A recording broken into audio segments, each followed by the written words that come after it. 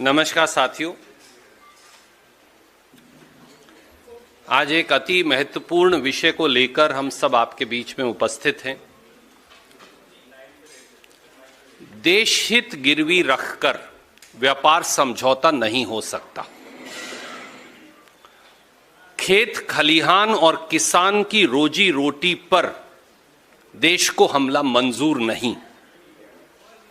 भारत की ऊर्जा सुरक्षा से खिलवाड़ मंजूर नहीं और भारत की संप्रभुता और आत्मनिर्भरता से समझौता मंजूर नहीं। ये चार पहलू आपके बीच में लेकर हम उपस्थित हैं।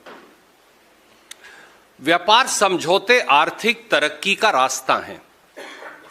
व्यापार समझौतों का आधार ही बराबरी की शर्तों पर परस्पर लोकहित है दो देशों का। व्यापार समझौते देश की संप्रभुता को त्याग कर गुलामी का रास्ता कदापि नहीं हो सकते। व्यापार समझौतों की आड़ में देशहित और लोकहित दोनों की बलि नहीं दी जा सकती। अंग्रेज से भी हम इसी वजह से लड़े थे। करोड़ जनमानस व्यापार समझौते की आड़ में देशहित और लोकहित की बलि कभी स्वीकार नहीं करेंगे। अमेरिका भारत व्यापार समझौते में मोदी सरकार ने किसानों व खेत खलिहान के हितों की बलि दे डाली। भारत की ऊर्जा सुरक्षा से सरेआम खिलवाड़ किया। भारत की डिजिटल स्वायत्तता व डेटा प्रिवेसी पर गंभीर सवाल खड़े कर दिए। भारतीय हितों की रक्षा में मजबूती से खड़े होने की बजाय एक मजबूर सरकार ने भारत की संप्रभुता और आत्मनिर्भरता पर समझौता कर लिया। लोग पूछ रहे हैं, मजबूत सरकार या मजबूर सरकार? आत्मनिर्भर भारत या अमेरिका निर्भर भारत? ये सवाल लोग पूछ रहे हैं। मोदी सरकार द्वारा भारतीय हितों की तिलांजलि देने के कुछ पहलू लेकर हम आपके बीच में हैं और मैं केवल तीन पक्षों की आपसे चर्चा करूंगा। खेती, ऊर्जा सुरक्षा और ओवरऑल जो व्यापार की शर्त है। खेत खलिहान और किसान से विश्वासघात। भारत के कृषि बाजार में अमेरिका के खेती और खाद्य उत्पादों का निःशुल्क आयात किसानों की रोजी रोटी पर सीधे हमला है।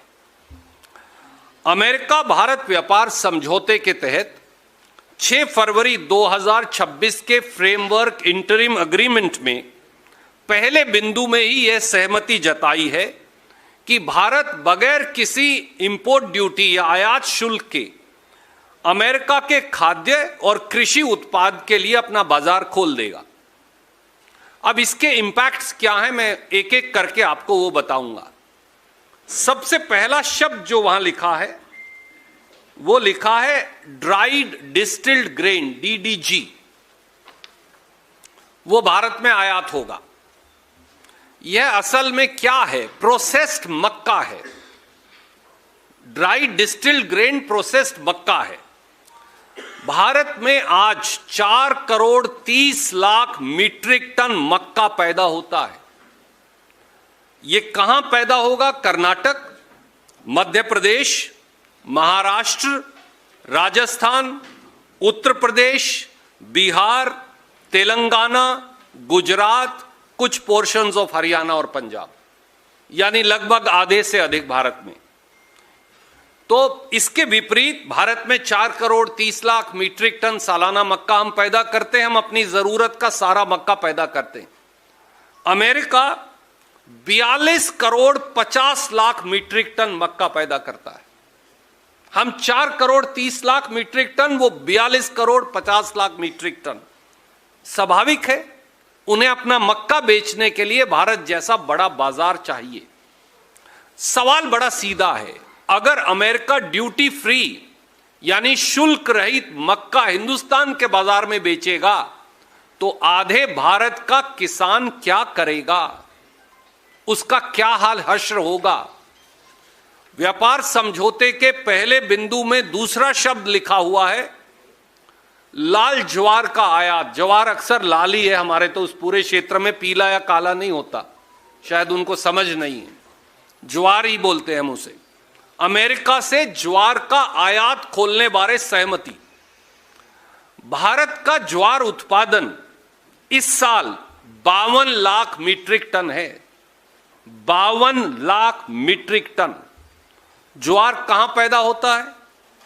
महाराष्ट्र, राजस्थान, कर्नाटक, उत्तर प्रदेश, मध्य प्रदेश, गुजरात, यानी central India to west India, सारे भारत के अंदर ज्वार पैदा होगा। थोड़ा थोड़ा ज्वार पैदा इधर भी हो जाएगा, एक पोर्शन में हरियाणा के, राजस्थान के साथ लगते, थोड़ा सा पंजाब में। अमेरिका कितना ज्वार पैदा करता है? इस साल उन्होंने 87 लाख मीट्रिक टन ज्वार पैदा किया, जिसकी वहां खपत नहीं है। तो बाजार किसका चाहिए? भारत का। सवाल यह है कि अगर अमेरिका का ड्यूटी फ्री ज्वार, आयात शुल्क रहित ज्वार भारत में बिकेगा, तो भारत का ज्वार कहां जाएगा? हम तो अपनी जरूरत का सारा ज्वार पैदा कर रहे हैं। तीसरा शब्द क्या लिखा है उसमें? सोयाबीन ऑयल, पहले बिंदु में ही लिखा है। उसका आयात भी अमेरिका से भारत में खोल दिया जाएगा। भारत का सालाना सोयाबीन उत्पादन कई गुना बढ़ गया पिछले सालों में। इतना बढ़ गया कि हम बहुत कम आयात करने लगे सोयाबीन। 1 लाख 1.5 लाख टन हुआ पीछे, तो मैंने चेक किया 1,53,000 मीट्रिक टन हुआ। हम पैदा करते हैं 153 लाख मीट्रिक टन, जो 2024-25 में हमने पैदा किया। इस साल 160-65 तक भी पहुंचेगा, पर 153 लाख मीट्रिक टन हमने पैदा किया। पैदा कहां होगा सोयाबीन? सबसे ज्यादा बिहार, मध्य प्रदेश, महाराष्ट्र, राजस्थान, कर्नाटक, थोड़ा सा आंध्र प्रदेश, थोड़ा सा गुजरात, थोड़ा थोड़ा सब प्रांतों में भी है। तो फिर कहां है? मध्य भारत, वेस्टर्न इंडिया, थोड़ा सा साउदर्न इंडिया। तो लगभग देश के बीच में उस कोने गुजरात तक चले जाइए तो यह पैदा होगा। अब सवाल यह है कि 12 करोड़ मीट्रिक टन हम पैदा करते हैं, 153 लाख टन। अमेरिका पैदा करता है 12 करोड़ मीट्रिक टन, यानी 1200 लाख मीट्रिक टन। उनको बाजार चाहिए, तो बाजार भारत है। मोदी जी ने कहा आइए यहां बेच दीजिए। अब अगर वहां से सोयाबीन ऑयल आएगा तो तिलहन में हमारी आत्मनिर्भरता का क्या होगा? बिहार का किसान कहां जाए? मध्य प्रदेश जहां सबसे, और महाराष्ट्र, मध्य प्रदेश में आप ग्वालियर से शुरू कर दीजिए और आप विदर्भ के सारे हिस्से तक चले जाइए, केवल और केवल सोयाबीन मिलेगा। मैं ये आपकी जानकारी के लिए, पत्रकार, दिल्ली के पत्रकार मित्रों के लिए बता रहा हूं। तो देश के बिल्कुल भूभागीय, केंद्रीय भूभागीय भूखंड में केवल सोयाबीन होगा। कहां जाएंगे? क्या करेगा वो किसान? चौथा, जो इसमें लिखा नहीं, इसके अंदर ये शब्द लिखा नहीं है जो मैं बताने जा रहा हूं, पर हमारे वाणिज्य मंत्री जी ने बयान देकर कहा कि हम ऐसा करेंगे। वो क्या है? हिंदुस्तान में अब कॉटन, कपास किया, वो ये है। और इस व्यापार समझौते में उन्होंने लिखा कि बांग्लादेश जो कपास का आयात, क्योंकि अमेरिका बहुत बड़ा कपास उत्पादक है, जो कपास का आयात करेगा बांग्लादेश में अमेरिका से, और फिर उसका कपड़ा बनाकर और वस्त्र बनाकर अमेरिका भेजेगा, उस पर 0% शुल्क लगेगा। इसका सीधा प्रतिकूल प्रभाव किस पर पड़ता है? हम पर, क्योंकि भारत सबसे बड़ा कपड़ा उत्पादक है, धागा उत्पादक है, वस्त्र उत्पादक है। सबसे ज्यादा स्पिंडल कैपेसिटी चाइना के साथ दुनिया में, अगर स्पिंडल्स आप समझते हैं बुनाई की जो मशीनें हैं, धागा बनाने की, कपड़ा बनाने की, जो सबसे ज्यादा स्पिंडल कैपेसिटी दुनिया में है, चाइना के अलावा वो हिंदुस्तान के पास है। सबसे ज्यादा रोजगार भी अगर कोई पैदा करता है तो वो टेक्सटाइल उद्योग करता है। ये तीन बातें याद रखना जरूरी है इस देश के लिए। कपास हम सबसे ज्यादा मात्रा में पैदा करते हैं, स्पिंडल कैपेसिटी दुनिया में सबसे अधिक है और हम सबसे बड़े निर्यातक भी हैं हिंदुस्तान की खपत के साथ साथ। अगर वो कपड़ा वहां से निर्यात करेंगे बांग्लादेश से 0% पर अमेरिका में, और हम करेंगे 18% पर, तो 18% वाले को नुकसान होगा या 0% वाले को होगा? 18% वाले को होगा। तो हम बांग्लादेश के वस्त्र और कपड़ा जो उत्पादक है उनके मुकाबले में अनकंपिटिटिव हो जाएंगे। और अगर अनकंपिटिटिव हो जाएंगे तो तिरुपुर तमिलनाडु का क्या होगा, सूरत गुजरात का क्या होगा, पानीपत हरियाणा का क्या होगा, लुधियाना पंजाब का क्या होगा, और देश की बुनाई वाले सब वस्त्र उद्योग का क्या होगा। और इतना ही नहीं, फिर 12 फरवरी 2026 को हमारे वाणिज्य मंत्री श्री पीयूष गोयल विपक्ष के नेता के बारे में उल जलूल बातें करते हुए एक घोषणा कर डालते हैं कि भारत भी अमेरिका का कपास आयात करेगा 0 ड्यूटी पर, और जब वो कपड़ा बनाकर भेजेगा तो उसको भी वही फायदा मिलेगा जो बांग्लादेश को मिलता है। मतलब कि भारत भी अब अमेरिका से कपास का आयात करेगा। ढोल की पोल खुल गई। चोर दरवाजे से इस समझौते में यह लिखा है, मैं नहीं कह रहा, पीयूष गोयल कह रहे हैं कि भारत 0 ड्यूटी पर अमेरिकी कपास का आयात करेगा, जबकि हम तो कपास के निर्यातक हैं, तो हम भी वहां से मंगवाएंगे कपास। तो हमारे किसान का क्या होगा? दूसरा, एक और तीसरा इसका पहलू है, इसको बोलते हैं डबल वैमी अंग्रेजी में। बांग्लादेश भारत की कपास का सबसे बड़ा आयातक है। बांग्लादेश अगर 100 किलो कपास इस्तेमाल करता है तो 50 किलो 52 किलो हिंदुस्तान की है।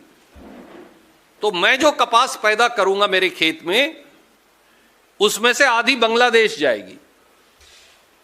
यह बांग्लादेश करता है।